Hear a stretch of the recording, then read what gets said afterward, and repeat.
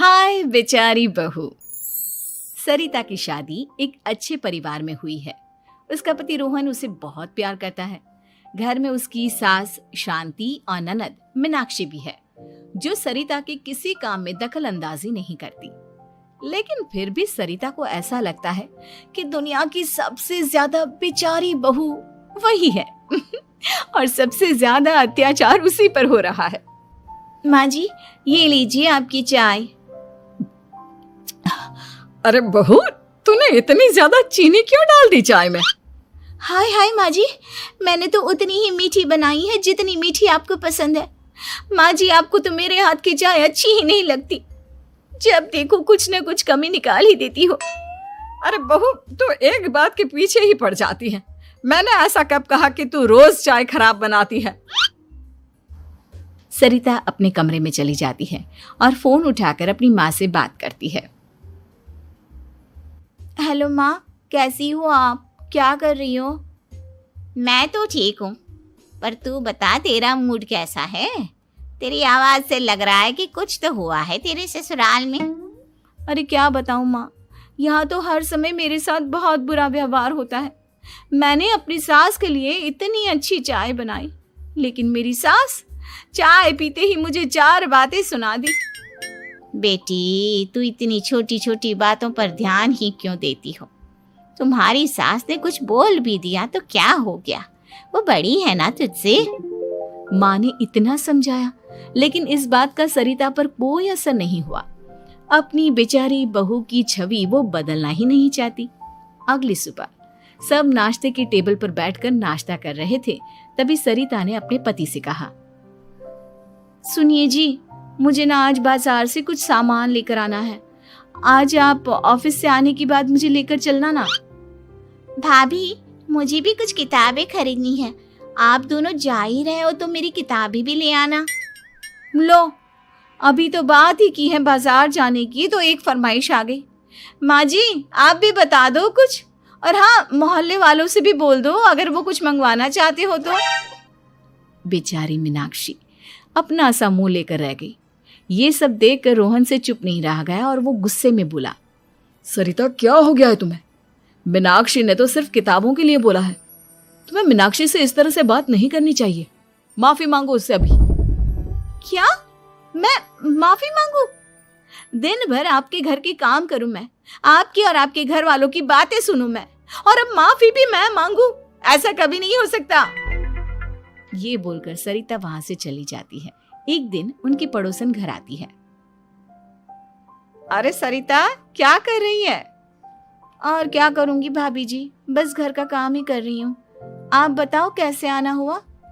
अरे मैं तो तुम्हारा हालचाल पूछने आई थी, लेकिन तुम तो बिजी लग रही हो। कोई बात नहीं, मैं बाद में आ जाऊंगी। और क्या करूं भाभी जी, जब से शादी होकर आई हूँ ना, बस काम ही कर रही हूँ। और इस घर में ना कोई मेरी कदर नहीं करता। पति है जो बस घर से ऑफिस, ऑफिस से घर। ननद को तो कॉलेज से फुर्सत नहीं। बची सास तो उनका सारा समय मेरी गलतियां निकालने में लग जाता है। अरे ये क्या कह रही हो सरिता? तुम्हारी सास तो पूरे मोहल्ले में तुम्हारी तारीफ करती फिरती है कि तुम बहुत अच्छी हो, पूरा घर तुम्ही ने संभाल रखा है। हाँ तो क्या हुआ, इसमें गलत क्या कहती है? सच्ची तो कहती है। मेरी मर्जी के बिना इस घर का पत्ता भी नहीं हिलता। शाम को जब रोहन घर आया तो उसने सबसे कहा, कल हम सबको मौसी जी के घर जाना है, उनकी बेटी की शादी है। सब अपनी अपनी पैकिंग कर लो, सुबह होते ही निकल जाएंगे। और सरिता, तुम कान खोलकर सुन लो, वहां जाकर किसी की बुराई भलाई शुरू मत कर देना, नहीं तो मुझसे बुरा कोई नहीं होगा। हाय हाय जी, आप तो ऐसे कह रहे हो जैसे मैं सुबह शाम सबकी बुराई करती फिरती हूँ। आज तक कोई कह नहीं सकता कि मैंने किसी के पीठ पीछे किसी के बारे में कोई बुरी बात बोली हो तो। अरे बस बहू, बात को और ज्यादा आगे मत बढ़ा। हमें सब पता है तो हमारे साथ क्या व्यवहार करती है। ये बात घर तक रखना, शादी में किसी को कुछ मत बोलना, नहीं तो सब कहेंगे कि शांति की बहू कितना बोलती है।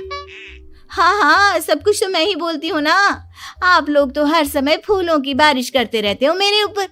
सारी गलती मेरी है जो मैं इस घर में आई। सबका कितना ध्यान रखती हूँ, लेकिन फिर भी मेरी तो आप लोगों की नजर में कोई कदर ही नहीं है। अगली सुबह सब लोग मौसी जी के घर पर चले जाते हैं। वहां पर शादी का माहौल होता है, सब जगह चहल पहल होती है, बहुत सारे मेहमान आए हैं। सरिता को वहां बहुत अच्छा लग रहा है। वो अपने मन में सोचती है, यहाँ कितना अच्छा लग रहा है, कितनी रौनक है। मैं यहाँ किसी से ज्यादा बात नहीं करूंगी। अगर मेरे मुंह से कुछ ऐसा वैसा निकल गया तो रोहन जी तो मुझसे गुस्सा हो जाएंगी।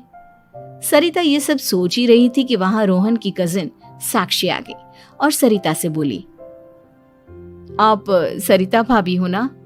जितना आपके बारे में सुना था आप तो उससे भी ज्यादा सुंदर हो। हाँ वो तो है, मेरी सुंदरता की तारीफ सब करते हैं। मेरे मायके में तो सब यही बोलते हैं कि रोहन जी की किस्मत बहुत अच्छी है जिन्हें मैं मिली। लेकिन आप कौन है? मैंने आपको पहचाना नहीं। मैं रोहन भैया की कजिन हूँ। आपकी शादी पर नहीं आ पाई थी ना, इसलिए आप मुझसे मिली नहीं कभी। शांति मौसी और मीनाक्षी आपकी बहुत तारीफ करते हैं। क्या कहा तुमने? मेरी तारीफ? कभी नहीं। मेरे ससुराल वाले कभी मेरी तारीफ कर ही नहीं सकते। मैं इतनी अच्छी हूँ, मेहनती हूँ, लेकिन उन्हें तो मेरी कदर ही नहीं। सारा दिन घर का काम करती हूँ, फिर भी मेरी सास ना मुझे सुनाती रहती है, और पति भी मेरी सास की साइड लेते हैं। ना कभी बाहर ले जाते हैं, ना कहीं घुमाने। अगर घुमाने के लिए कभी बोल भी देना तो उनकी बहन बीच में आ जाती है। मैं कैसे रह रही हूँ उस घर में, ये मैं ही जानती हूँ। सरिता की ये बातें सुनकर साक्षी को बड़ी हैरानी हुई। अब वो हर किसी के सामने अपनी बढ़ाई और ससुराल वालों की बुराई करने लगी। रोहन और शांति को सरिता पर बहुत गुस्सा आया, लेकिन वो चुप रहे।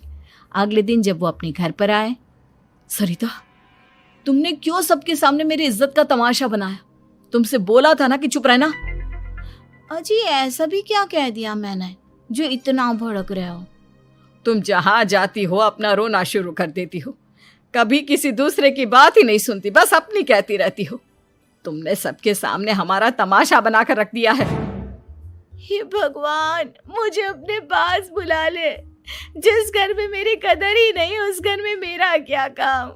अरे क्या करूंगी मैं यहाँ रहकर? जो भी आता है मुझे सुनाकर चला जाता है। मैं तो किसी से कुछ नहीं कहती। सीधी सादी बहू मिल गई है ना सबको, तो जो जी में आए वो करो। सरिता ने अपने आगे किसी को कुछ बोलने ही नहीं दिया, और उस दिन भी उसने सबके सामने खुद को बेचारी बना ही दिया। अगले दिन मीनाक्षी कॉलेज के लिए लेट हो रही थी, इसलिए वो हर काम जल्दी जल्दी कर रही थी। अपना नाश्ता लेने किचन में गई और पतीले में रखे गरम दूध को गिलास में डालने लगी। दूध का पतीला उसके हाथ से छूट गया और गरम गरम दूध उसके हाथ पर गिर गया। ओए माँ, हाय मेरा हाथ, माँ मेरा हाथ जल गया। मीनाक्षी की आवाज सुनकर सरिता दौड़ती हुई आई। ये क्या किया तुमने? तुम्हें नाश्ता चाहिए था तो मुझसे बोल देती, मैं क्या मना कर देती? अब पता नहीं कितने दिन की मुसीबत पाल ली तुमने। सरिता मीनाक्षी को उसके कमरे में ले गई और उसका बहुत ख्याल रखा। उसका इस तरह से ख्याल रखना शांति और रोहन को थोड़ा अजीब लगा। माँ, सरिता के दिमाग का भी कुछ पता नहीं। कल शादी में सबको इतना कुछ बोल कर आई है हमारे बारे में, और अब मीनाक्षी की कितनी अच्छी देखभाल कर रही है। ये ऐसा क्यों करती है? बेटा, तेरी बीवी की ना आदत हो गई है सबके सामने खुद को बेचारी दिखाने की, और आदत इतनी जल्दी नहीं बदलती। जब ये बोलना शुरू करती है तो रुकने का नाम ही नहीं लेती, इसलिए इसे पता ही नहीं चलता कि ये किसके सामने क्या बोली जा रही है। लेकिन दिल की बहुत अच्छी है। हमें भी अपना दिल बड़ा करके ये जैसी है इसे स्वीकार करना